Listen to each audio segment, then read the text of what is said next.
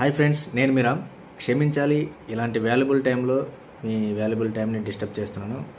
కానీ చాలామంది సోదరులు ఏపీఎస్పీకి సివిల్కి తేడా ఏంటన్నా, ఏపీఎస్పీలో ఉంటే ఫ్యామిలీ కన్వీనియంట్ ఉండదా, ఫ్యామిలీకి దూరంగా ఉండాలని ఇలాంటి చాలా ప్రాబ్లమ్స్ అయితే రేస్ చేశారు. లేదు బ్రదర్, ఏపీఎస్పీలో ఉంటూ కూడా ఫ్యామిలీతో ఉండొచ్చు. అది ఎలాగనేది నేను తర్వాత చెప్తాను, దాని పక్కన పెడదాం. ముందు మనకి వచ్చిన అవకాశాన్ని ఉపయోగించుకోవడం ముఖ్యం. అది ఏపీఎస్పీయా సివిలా జాబ్ అనేది పక్కన పెడితే, ఈ నోటిఫికేషన్లో జాబ్ తెచ్చుకోవడం అనేది మీ చేతుల్లో ఉన్నది. కాబట్టి ఈ టైంని, వాల్యుబుల్ టైంని సద్వినియోగం చేసుకోవడం మీ చేతుల్లో ఉంది. ముందు జాబ్ తెచ్చుకోవడం ఇంపార్టెంట్, తర్వాత కంఫర్ట్స్ ఎత్తుక్కోవాలి. కంఫర్ట్స్ ఎత్తుకున్న తర్వాత జాబ్ తెచ్చుకోవడం కాదు. కానీ ఏ ఉద్యోగము పూల పానుపులా ఉండదు. కొన్ని కష్టాలు ఉంటాయి, ఒడిదొడుకులు ఉంటాయి, తర్వాత కొంచెం సాఫీగానే ఉంటుంది. సో మీకున్న సమయాన్ని సద్వినియోగం చేసుకొని ఇలాంటి ఆలోచనలన్నీ పక్కన పెట్టేసుకొని వచ్చిన టైంని మంచిగా యూజ్ చేసుకుంటే జాబ్ తెచ్చుకునే దానికి అవకాశం ఉంటుంది. సో ఏపీఎస్పీలో ఫ్యామిలీతో ఎలా ఉండాలంటారా? ఏపీఎస్పీలో అయితే మనకి చాలా అవకాశాలు ఉన్నాయి. చాలా డెప్యుటేషన్స్ చేయొచ్చు. గ్రేహౌండ్స్లో ఉండొచ్చు, ఆక్టోపస్లో ఉండొచ్చు, ఎస్ఐబీలో ఉండొచ్చు, కౌంటర్ ఇంటెలిజెన్స్ ఉన్నది, ఎస్ఐబీ ఉంది, అలాగే ఎస్ఎస్జీ ఉంది, ఐఎస్డబ్ల్యూ ఉంది, పొలిటికల్ ఇంటెలిజెన్స్ ఉంది, టీటీడీ విజిలెన్స్ ఉంది, ఎస్బీ ఉంది. ఇలాంటి చాలా ఆర్గనైజేషన్స్ ఉన్నాయి. మీరు డెప్యుటేషన్కి వెళ్ళి మీరు ఫ్యామిలీతో హ్యాపీగా ఉండొచ్చు. ఇలాగా మీలో మ్యాటర్ ఉండాలి, కానీ మీరు ఫ్యామిలీకి దూరంగా ఉండవా, ఇలాంటివన్నీ ఆలోచనలు పక్కన పెట్టేస్తే మీలో మ్యాటర్ ఉంటే ఈ డెప్యుటేషన్లో ఎలాగైనా ఉండొచ్చు. చాలామంది ఉన్నారు కూడా, 20-30 సంవత్సరాలు చేసేవాళ్ళు కూడా ఉన్నారు. మీలో మ్యాటర్ ఉండాలంతే. మీలో మ్యాటర్ ఉంటే వాళ్ళ ఖచ్చితంగా ఉంచి పెట్టుకుంటారు. కాబట్టి ఈ ఫ్యామిలీతో ఉండడం లేకపోవడం అనేది ఆలోచనలు పక్కకి తీసేయండి.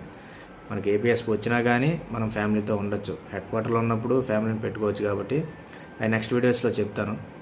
కానీ ఈ టైంలో ఈ ఆలోచనలు పెట్టుకొని మీ టైంని, మైండ్ని డిస్టర్బ్ చేసుకొని ఉన్న టైంని వేస్ట్ చేసుకోవద్దు. ఓకే, వచ్చిన అవకాశాన్ని సద్వినియోగం చేసుకోవడం ఉపయోగం.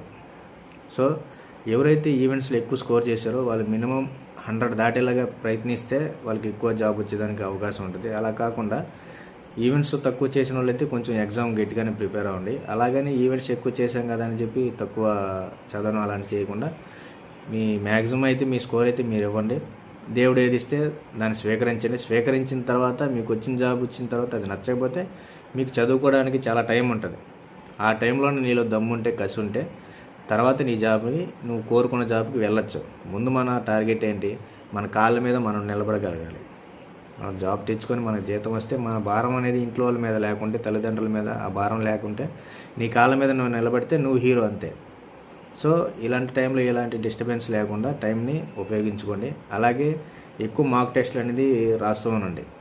రాస్తూ మీరు ఏ సబ్జెక్టులో అయితే వీక్గా ఉన్నారో దాని మీద కొంచెం కాన్సన్ట్రేట్ చేసి, అలాగే ఎలాగ స్కోర్ ఇంప్రూవ్ చేసుకోవాలి, దేనికి టైమింగ్ ఎక్కువైపోతుంది, దేనికి టైమింగ్ తగ్గించుకునే దానికి ఛాన్సులు ఉన్నాయి. ఇలా మీరు మాక్ టెస్టులు రాస్తేనే మీకు టైం మేనేజ్మెంట్ అనేది వస్తుంది. మీరు ఊరికే చదువుకుంటా పోతే ఎగ్జామ్లోన మీకు వచ్చినట్టే ఉంటుంది, కానీ ఇప్పుడు అర్థమెటిక్, రీజనింగ్ వాటిలోనే మీకు ఆన్సర్ ఏమో వస్తుంది, కానీ టైం ఎక్కువ తీసేసుకుంటుంది.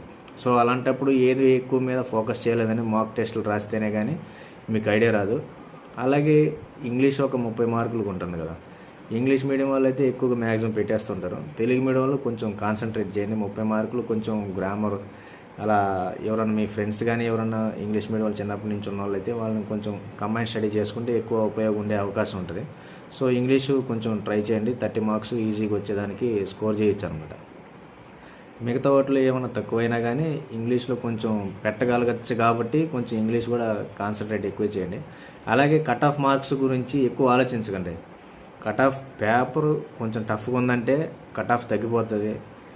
కొంచెం ఈజీగా వచ్చిందంటే కట్ ఆఫ్ ఆటోమేటిక్గా పెరిగిపోతుంటుంది. సో దీని కట్ ఆఫ్ గురించి కూడా ఎక్కువ ఆలోచించద్దు. మీరు ఎక్కువ చదివిన దాన్ని ఎక్కువ రివిజన్ చేస్తూ ఉండండి.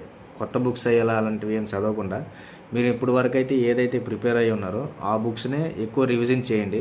రివిజన్ కొత్త సబ్జెక్టులోకి వెళ్ళి మళ్ళీ దాన్ని చదివి దీన్ని మర్చిపోయి అలా కన్ఫ్యూజన్ లేకుండా మీకు చదివిన దాన్ని పూర్తిగా మళ్ళీ రివిజన్ చేసుకుంటే కొంచెం ఈజీగా ఉండేదానికి అవకాశం ఉంటుంది. సో ఎలాంటి డిస్టర్బెన్స్ లేకుండా మీ టైంని చక్కగా ఉపయోగించుకొని జాబ్ సంపాదిస్తానని ఆశిస్తూ సెలవు తీసుకుంటున్నాను. అలాగే ఏపీఎస్పీ గురించి మీకు ఏమైనా డౌట్స్ ఉంటే కామెంట్స్లో పెట్టండి. నేను ఆల్రెడీ వింగ్స్ గురించి ఏపీఎస్పీలో ఉండి ఫ్యామిలీస్తో ఎలా ఉండాలనేది ఒక వింగ్స్కి సంబంధించి వీడియో అయితే చేస్తున్నాను. కావాలంటే చూడండి. ఓకే.